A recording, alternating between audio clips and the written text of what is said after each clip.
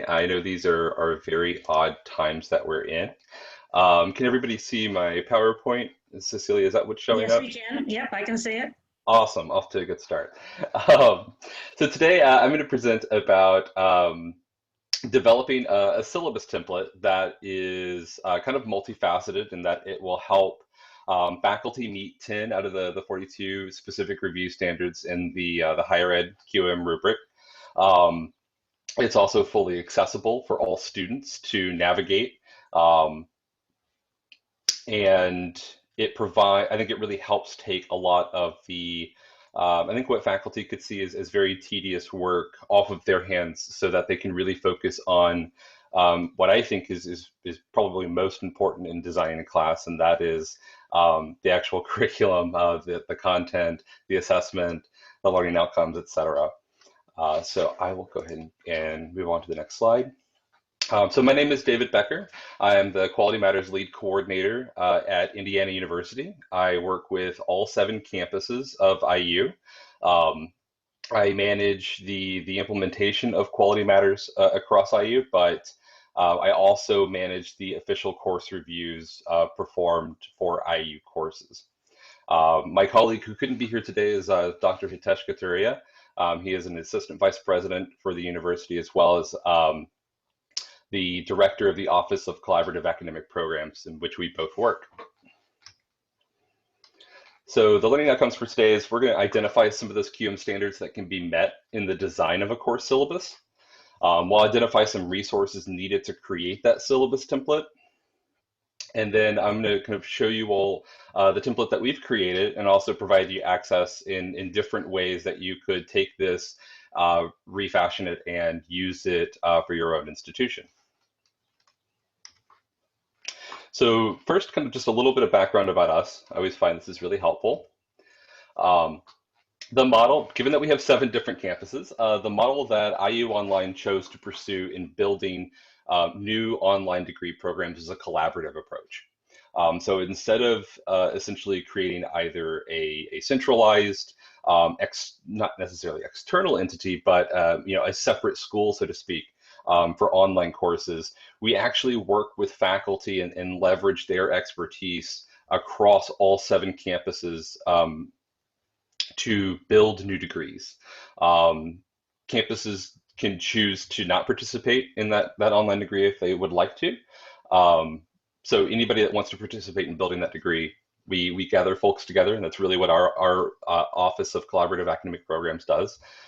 We work with them to build the curriculum for the degree. We work with partners such as e-learning design and services to help them build courses, and then offer that degree at any participating campus, meaning that a student at IU Northwest in Gary, Indiana can take an online degree if their faculty are participating in that degree.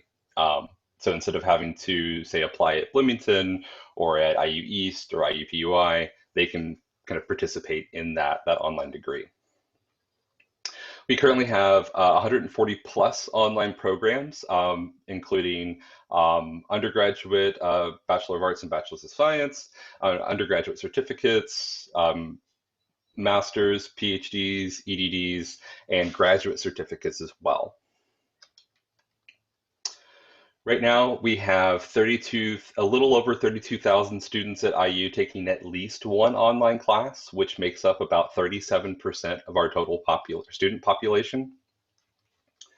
And we have about 8,000 students taking 100% online schedules. So they may not be part of an online degree, but they're taking all of their courses online.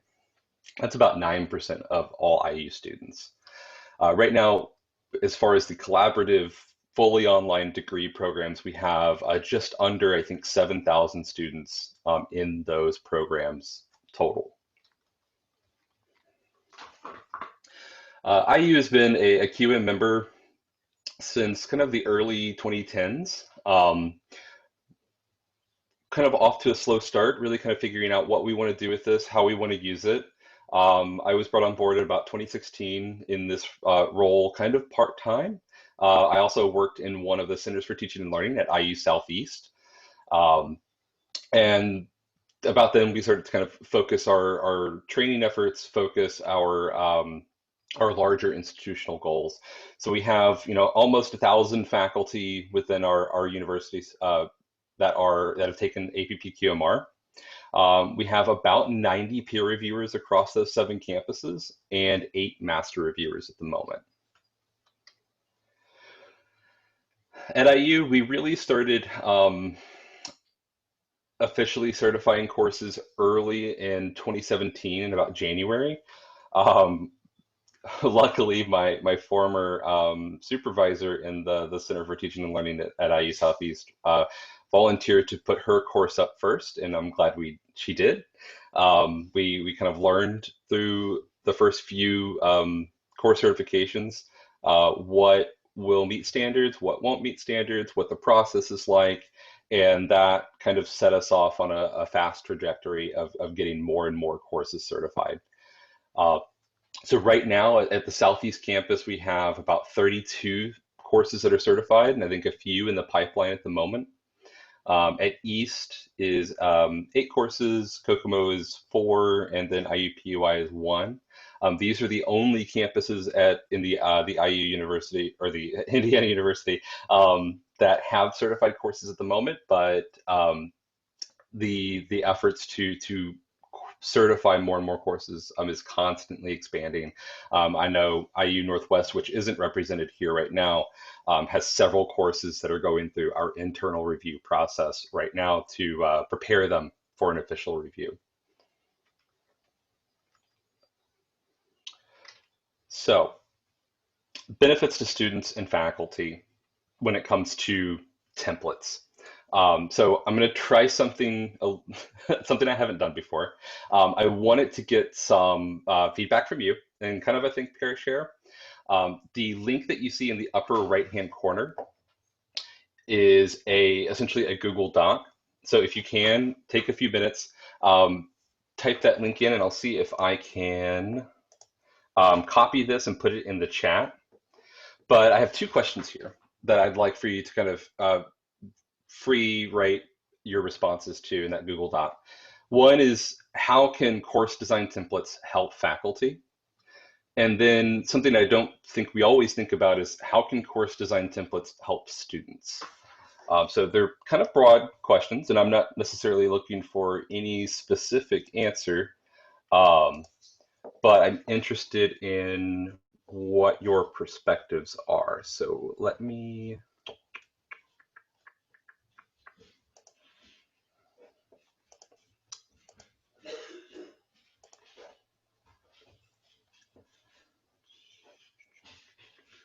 there it is.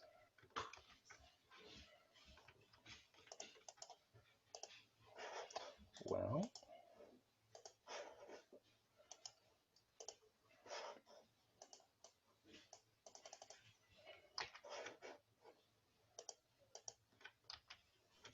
there we go. Wouldn't let me paste for a second. Let me pop over and see what a few folks. So we have a few folks in here that are typing responses so far. I love the anonymous animals that Google Docs assigns people. So Anonymous Wolverine is saying that it's a kind of helps streamline navigation. They can focus time toward learning and doing rather than searching for important information. Absolutely critical. So we have some accreditation compliance. Yeah, I've seen a few cases where accreditors are really wanting. Oh, I'm so sorry. I forgot to select all panelists. There we go. It's not loading. So we can see that templates simplify the process, taking some stress off incoming faculty. That can reduce the cognitive load, kind of focus their efforts on their area of expertise and other critical elements of that course design.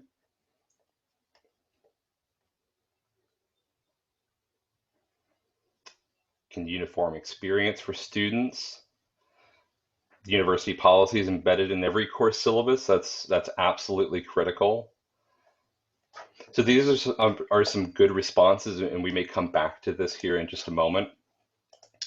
But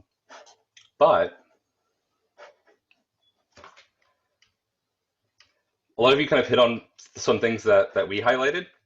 It helps simplify the design. Especially when I first started working as an instructional designer, I think for those of us who work in the field, a lot of this is self-evident to a certain extent. Um, but something that we were always forced to reconsider and to consistently keep in the forefront of our minds are that faculty are experts in their fields. They're not always design oriented. They may not always have that skill set um, to help them move into an online format or modality. So we have to find ways to simplify that transition and simplify that design. It provides options. Um, as a colleague of mine has said several times, when they first started teaching online, they had no idea what an online course should look like, how it should be designed, uh, how links should be formatted, anything along those lines. So if we provide templates, we provide faculty with some options. They're not staring at a blank slate when they go to design a new course. They have some models that they can begin to work in. As some of you have pointed out, templates really help faculty focus on the content of their course. They can focus on the actual curriculum, providing excellent, especially if they're instructor-made instructional materials for students.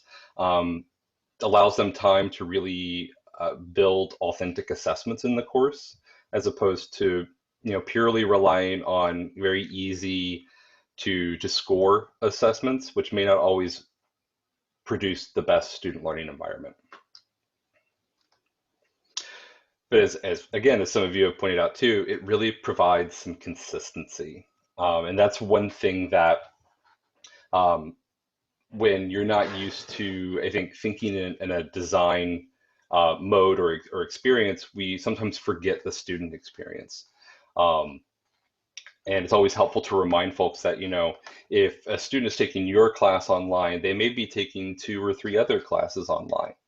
So when they log into your course and to those other 2 or 3 courses, they're entering different worlds if there's no consistent design across those courses. So they have to configure their mindset to, oh yes, this is where this stuff is located. This is how I get to my assignments here, and then do the same thing for each course that they enter.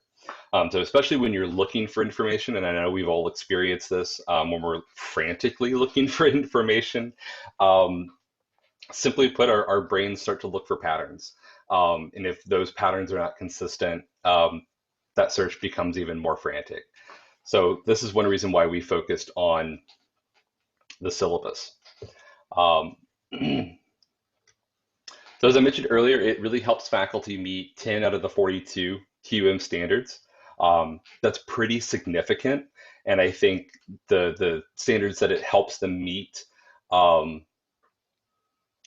again, helps faculty focus on not having to hunt for information and really help them refocus to building that course, to designing a high quality course.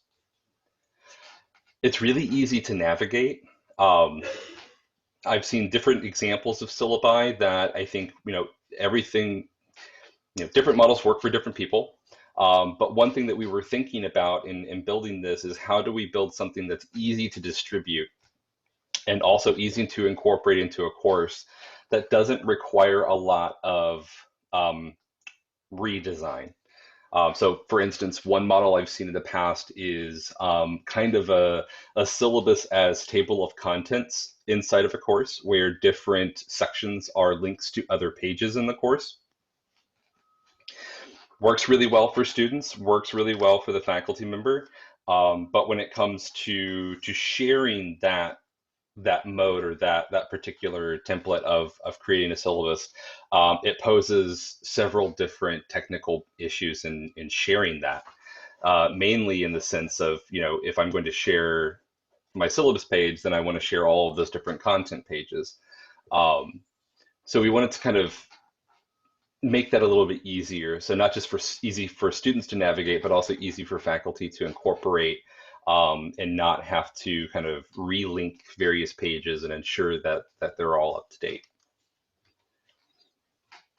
One of the things that I think we all, to some degree, struggle with, especially because it's not something that's at the forefront of our minds when we're always designing, and I think particularly for faculty, because not all faculty have gone through training on making courses accessible for students, and it can be a little tricky at first. So if there's anything that we can do to kind of ease them into that process and ensure that there's one element of their course that they know they don't have to worry about. Um, we put in a heading structure.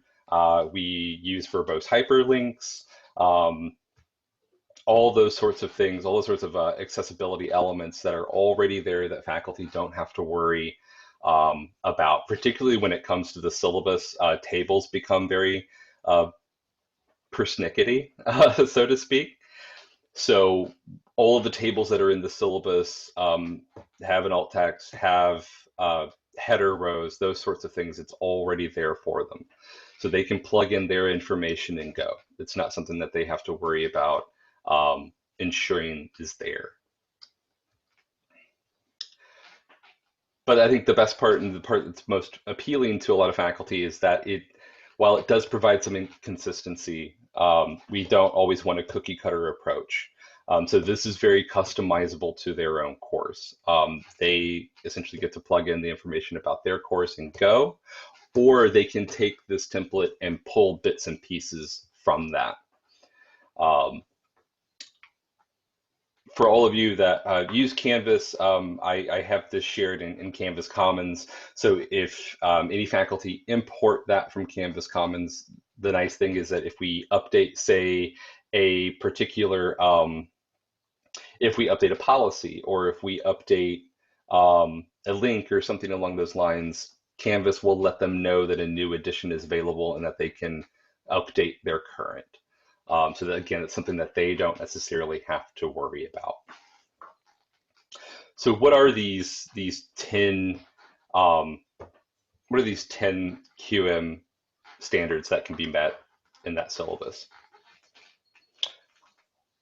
What we tried to look for was, what are the standards that can not just be met in the syllabus, but that we have noticed in working with faculty provides stress or frustration to them. What can we kind of take off their plate, so to speak? So we looked at these particular standards. So 1.2, students are introduced to the purpose and the structure of the course. That can be easily done in a getting started module, but can also be done in a syllabus with the course description, the schedule of activities, the description of how the course is organized, etc. So we have that. We have kind of sections for that for faculty to fill in. Netiquette expectations for students. I think not only is this important for students to understand what behavior is expected of them, but I think something that some of the faculty that we worked with hadn't yet considered was, how to manage disruptive students during discussions. What happens when you kind of have a student go rogue, and we've had a few instances where other students were threatened, or so on and so forth. So how do you kind of protect yourself and your other students from this sort of behavior? So we have kind of a template for that they can add to, take away from, or just use as is. And I think probably one of the most tedious things for faculty to do is to find all of the up-to-date, correct, everlasting links and statements to university policies, to university academics or accessibility services, to the academic support services, to IT help, to privacy policies and means of helping students protect their privacy and using the various tools that they come in contact with. Um, we kind of noticed that doing these sorts of things really drove some faculty up the wall a little bit. So we were like, well, how can we simplify that? Um, so what I'll show you in this template is how we've kind of taken all of this into consideration and made some statements, made some sections that are kind of boilerplate. That is, true to courses across the university, across all campuses, but also left some room to wiggle a little bit. So before I go forward, Cecilia, do we have any questions yet? Yes, we do. There is one question in there, and it says, is there an option for accessing this template for those who have a different LMS than Canvas? There is.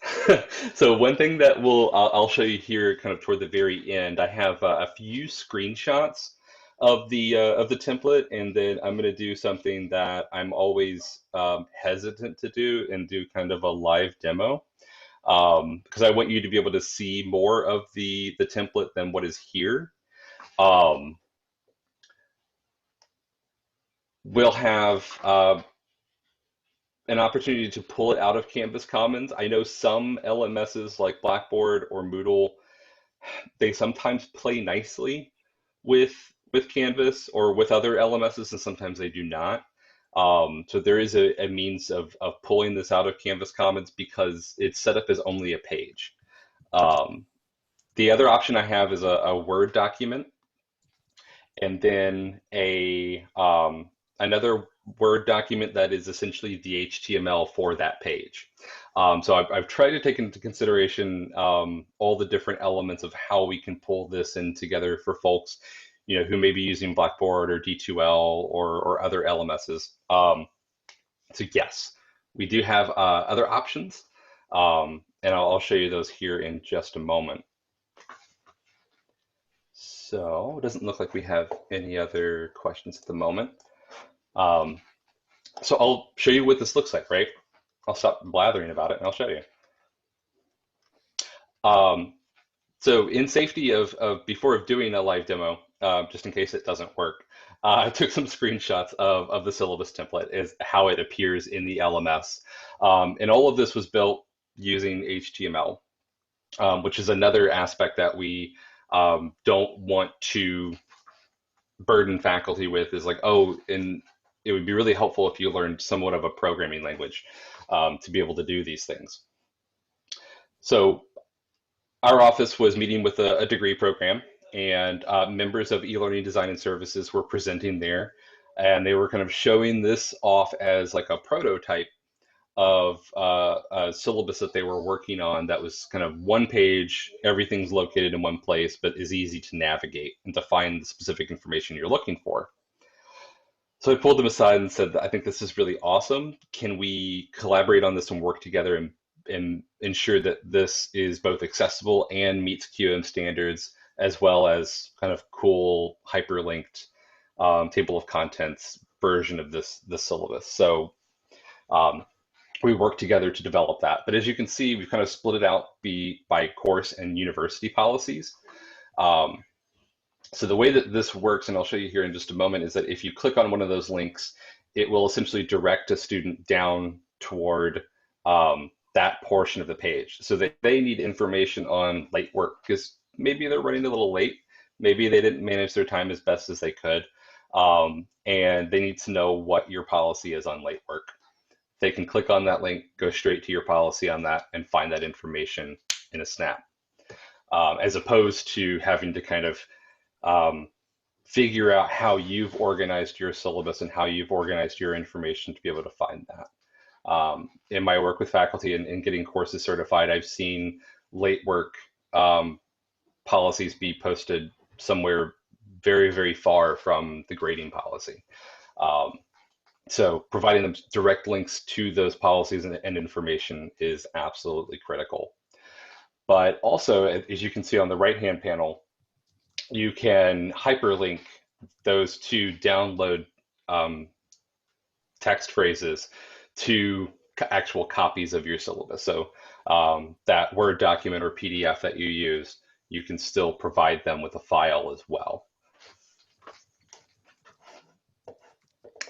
So see, there's a question in the chat that says, so you're setting up the syllabus as a page, not uploading a PDF or a Word document.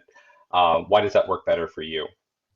Um, while we can upload a PDF or a Word document, one thing I always try to take into consideration is um, students' ability to find information quickly. So instead of having to click on a Word document or on a PDF and wait for that to load and to open and then search that document for the information that they need, they're able to find it here in one place. The other thing that I always try to keep in mind too, especially when it comes to accessibility, is the cognitive load of a user or a student who is using a screen reader will have to navigate to that place on the page where there is a link to the syllabus, open that link, navigate away from the web browser into the Word document or PDF, find the information that they're looking for, and then navigate back to the Canvas site if necessary. So especially for somebody that's using a screen reader, that adds a significant number of steps that we may not always consider when we think, about how we typically kind of operate in using a computer. So if there's a way that we can provide that information in both formats, that's always what I try to look for is how do we make this simpler, and how do we provide information up front that requires really little cognitive work on students to find that information. So that's a great question. As I mentioned earlier, some of the difficult things that, especially given that there's 7 campuses, and that we also have an added an added caveat that students at, let's say, IU Southeast can take a course from IU Kokomo even if they're not part of an online degree program. We call it the IU Online Course Connect, or IUOCC if you're a fan of Alphabet Soup. In that we have to ensure that no matter where a student is in our university, they have access to their campus resources. So we don't want to create a template that just has several, offices listed, that has several different resources provided. We wanted to try to make this as simple as possible. So what we did was we found university-wide information. So we provide information to the University Information Technology Services. We provide students links to IUware, which is a place where they can download free copies of this software because they're a student at our university. So not only do they know where they can get help for technical support, they also know that they can use the Knowledgebase for kind of frequently asked questions that they may be able to figure out on their own. But they also have a place where they can download that software if needed. All of this located in one place. It's very easy to use. The one thing that I always ran into with faculty as being kind of a difficult thing is finding all of those accessibility statements, finding all of those privacy policy statements. And in building this, that was something that I knew we had to figure out, because at the time we didn't have kind of a central repository of any of that information. So what we did was I partnered with a colleague of mine in UITS, our University Information Technology Services, and created a knowledge base article that actually has all of those links embedded in the page and some kind of description.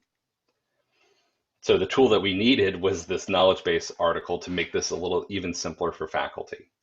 So we actually created that page. We looked through all of the tools that are vetted and also that we provide support for at IU, and linked to those accessibility statements, or specifically stated that a statement doesn't exist. This took us some time, as you can imagine. Some vendors' accessibility statements and privacy policies are very easy to find. Some are buried significantly. So it took some time to gather all of this information, put it together, but we also kind of have a new separate tool that that kind of came out of this project, and that was this knowledge base document that contains all of those statements from all of the tools that we use at our university. And as I mentioned earlier, we also put in a Netiquette policy or statement that is applicable applicable to different courses, is I think is what I'm trying to get to, and that faculty can edit and change.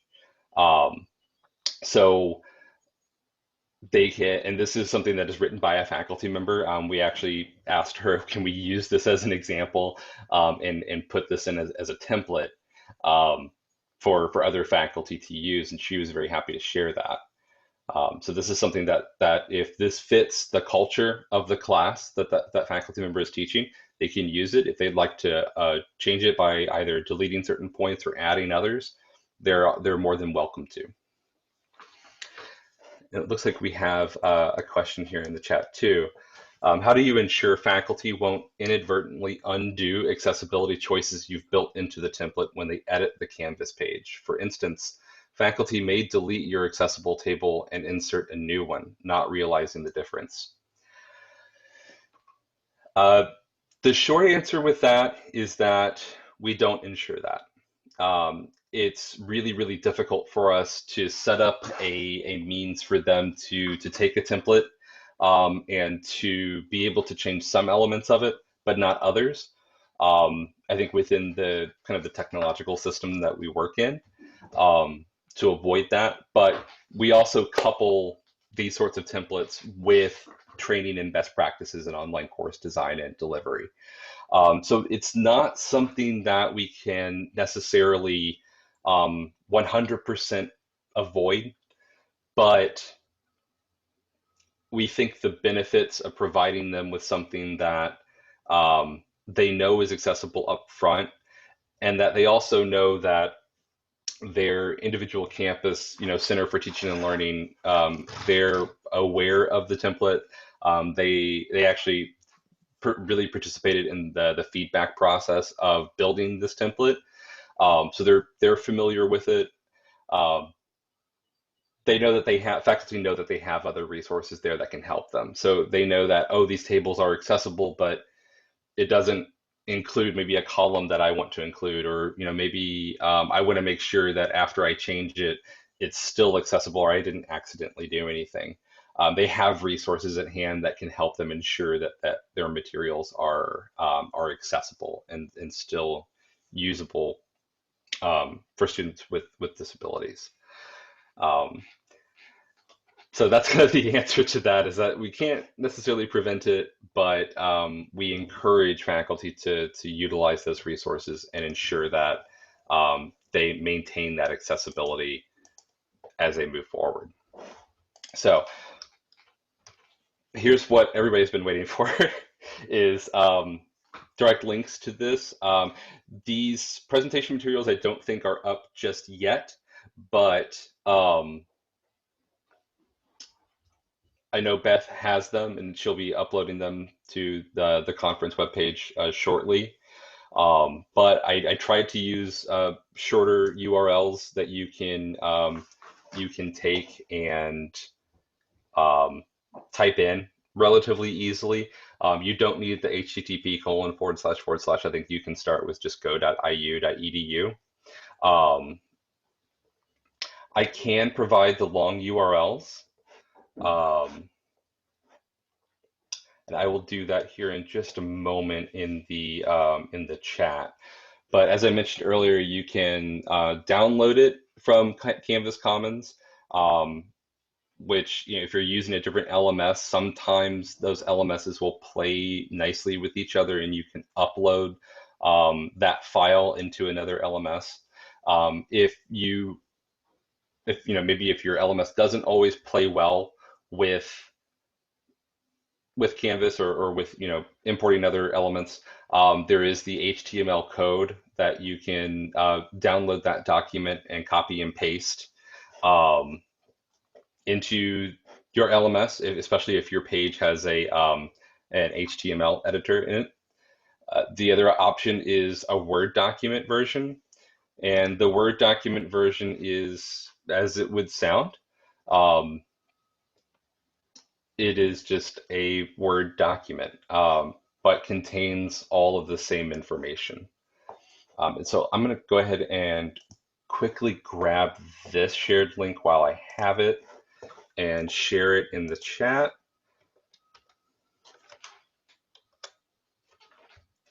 So that is the Microsoft Word version of it, and the Word version is modeled to be accessible as well. But now that we're kind of out here, I wanted to kind of give you a look at what this looks like in kind of real time. And I will zoom in just a little bit so that we can see this a little better. So as I mentioned, we can click on any of these links and it will take us directly to that information. So if I need to get in touch with technical support, I can click on that link and it takes me directly to that part of the page. If I need to go straight back to the top, after each kind of section of the syllabus, there is a back to the top link that's really helpful for students. It is one kind of long scrolling page. And I know that's not always the most desirable, but at the same time, as I mentioned earlier, we want to ensure that this is both easy to import and bring into one's course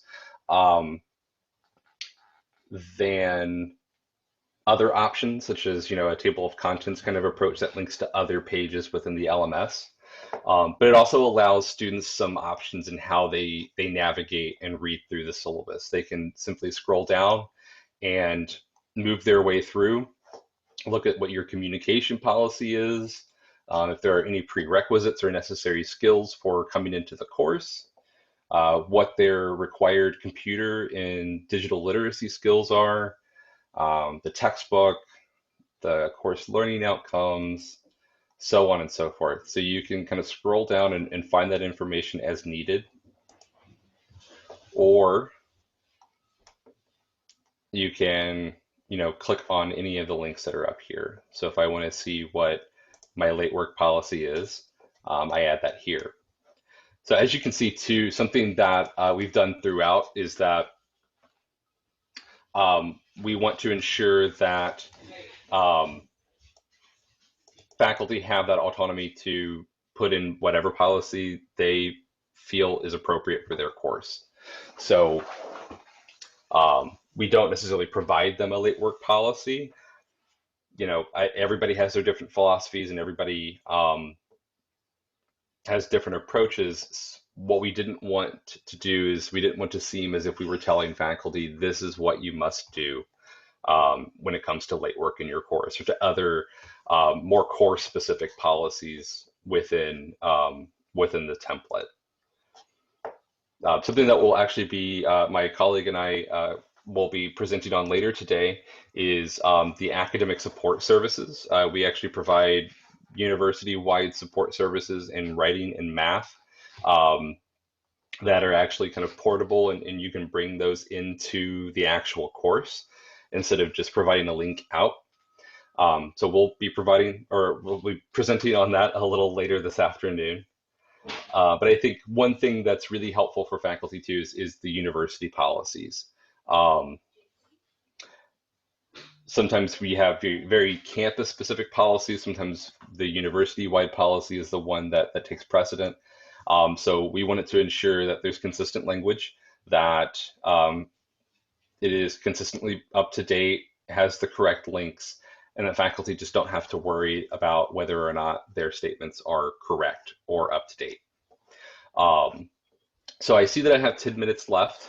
I'm happy to show people other aspects of this, but I know a few of you had mentioned it would be helpful if I can give the long URLs to this, and so I will do that. So if you have any questions, feel free to go ahead and put them in the chat while I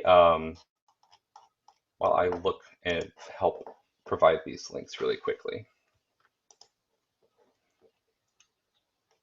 And Cecilia, feel free to shout them out as they come up if they do. Okay, just make sure that you put, if you're going to put them in chat, that you select all panelists and attendees. And attendees. Okay, gotcha. My apologies.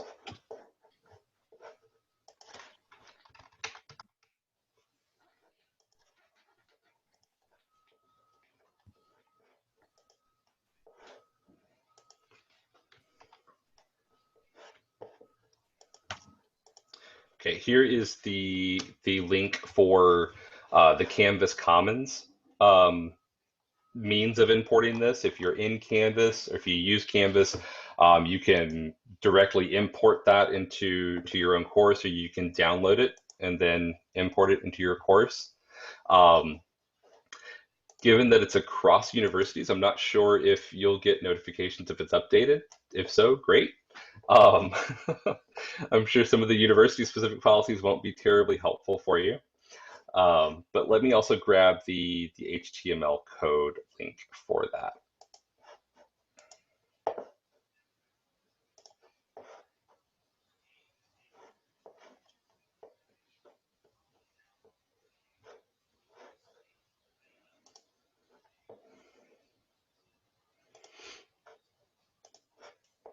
And as I mentioned with this, is if you're able to edit the HTML of the pages within your LMS, you can simply copy and paste the HTML code. I apologize, it is like 20 pages long. But that way, you know, if your LMS doesn't always play well with elements from other LMSs, you have at least the base HTML that you can pull in and bring to your LMS, whether it be something like D2L or Moodle or something along those lines. So hopefully these options are helpful, and hopefully this is something that can be helpful to you and to your faculty. I do want to emphasize that when we share this with faculty, we always provide this as an optional material. There are certain elements in instructional design teams that would love to make this a default for everybody, but I am more of a grassroots supporter than I am a top-down. So if faculty find it useful, use it all the time, and communicate that with other faculty, more and more will begin to use it and find it helpful and valuable, as opposed to being told you must use this. So I know a faculty that I've worked with that have taken just the policies to, from that template to put into their own course, because they want to ensure that it's applicable for all students and that it's up to date. I've had some faculty that have taken this, dropped it in their course, changed, the course name, the number, those sorts of things. Okay, let me double check and change that.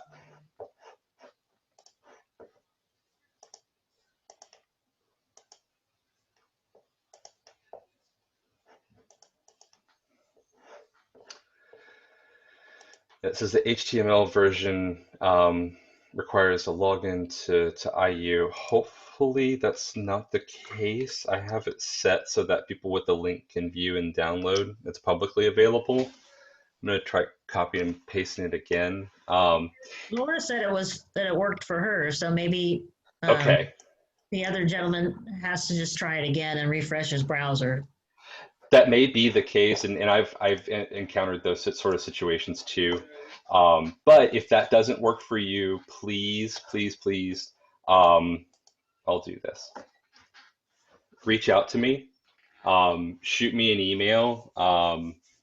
It's dabecker@ius.edu, or if you happen to email Hitesh, he will forward your email to me, and I'll get back in touch with you. If you send me an email, I'm happy to send you all three of those via email, and hopefully that's a little bit better.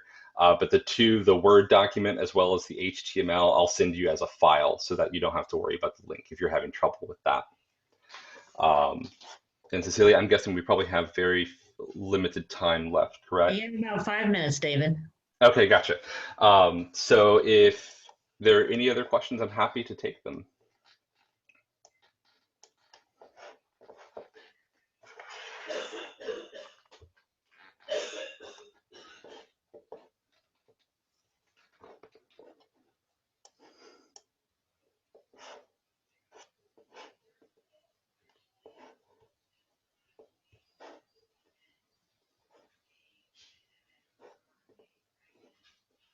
Thank you, Stephen. I appreciate your comment.